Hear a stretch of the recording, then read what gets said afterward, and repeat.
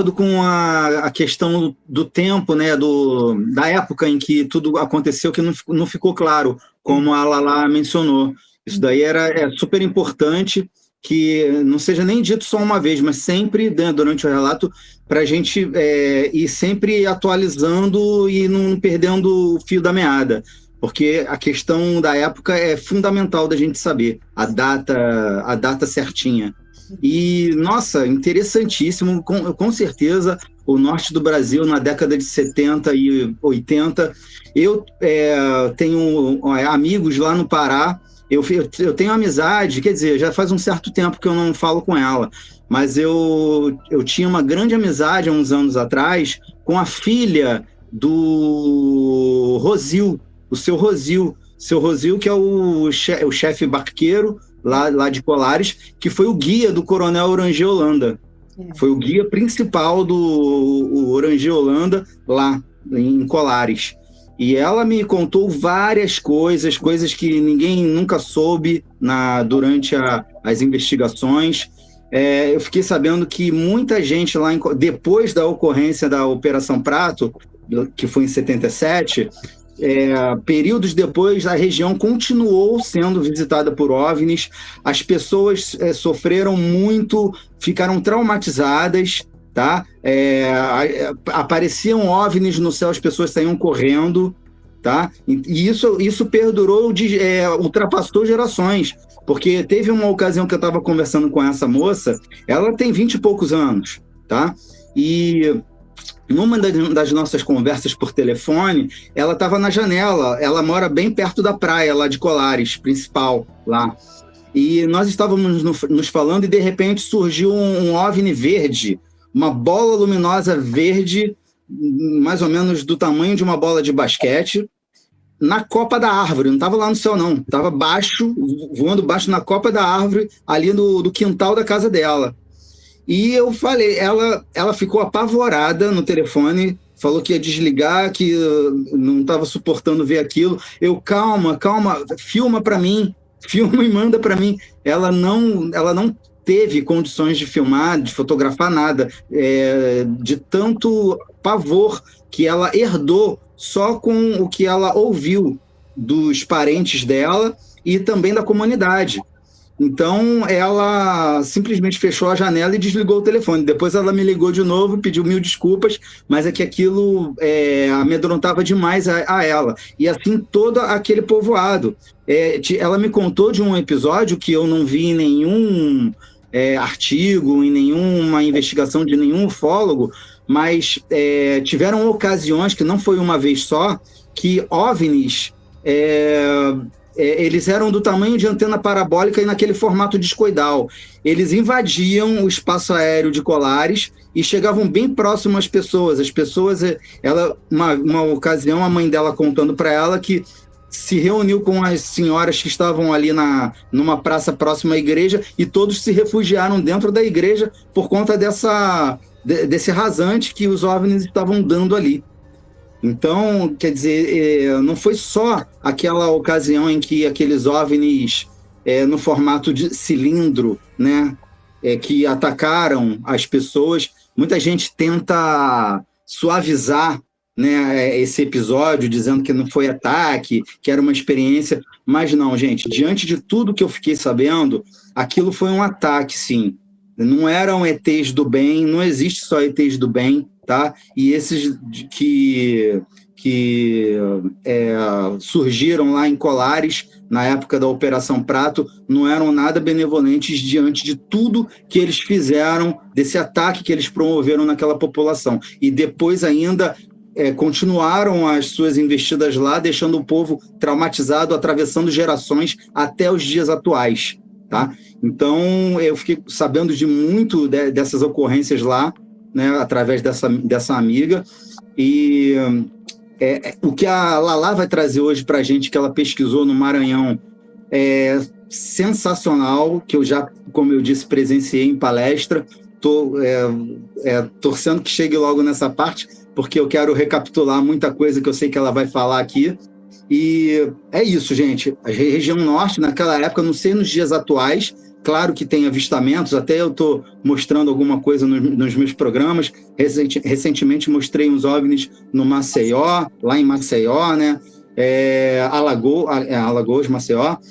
Tem também Fortaleza, Ceará, acho que foi meu último programa que eu mostrei, um surgimento de um OVNI lá em Fortaleza. Não, no município do ladinho ali de Fortaleza, na praia Porto das Dunas, né? Então, a região Nordeste e Norte continuam ainda recebendo a presença de OVNIs. Não é só aqui, que aqui a gente tem mais acesso, né? No Sudeste, eu como trabalho muito aqui no Rio e no Sul de Minas, então a gente está mais assim próximo das informações aqui, mas com certeza o Norte e Nordeste tem muita, mas muita coisa mesmo. Até completar o que o Cristiano está falando, pode falar, Cristiano? Pode falar lá. Porque essas informações, né, elas existem, né, já há bastante tempo, né? Nós temos o Arquivo Nacional, uma boa parte desses documentos que foram liberados pela Comissão Brasileira de Ufólogos, né, uma coisa importantíssima no nosso país, o fato desses documentos estarem disponíveis para todos, né? E pelos documentos, pelas declarações do Irangê Holanda, tudo nós sabemos que em Colares e sua região, porque não foi só Colares, foi toda a região norte do Pará, né, foram 9 objetos diferentes que se manifestaram ali, né, com diferentes tipos de seres.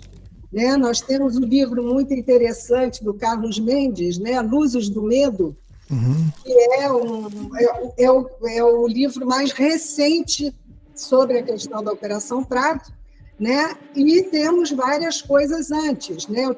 Quando eu estive lá, eu tive a oportunidade de entrevistar o senhor Rosil, isso está no meu blog, essa entrevista com ele. Entrevistei com o Vitório Peré e o Armando Monteiro, que é um saudoso ufólogo do Pará. E, bom, então essa casuística, né, do Pará, a gente fica até impressionado que ela não seja mais conhecida, porque é uma das maiores casuísticas do planeta, né? Depois de Roswell, nós temos a Operação Prato. Quer dizer, uma coisa muito impactante, muito importante e documentada.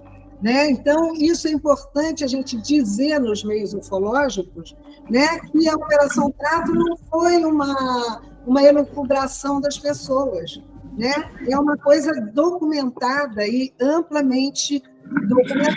Eu recomendo o livro do Carlos Mendes, né, As Luzes do Medo, que o Carlos Mendes foi um jornalista que logo no início da Operação Prato, ele começou a ir atrás desses casos, né?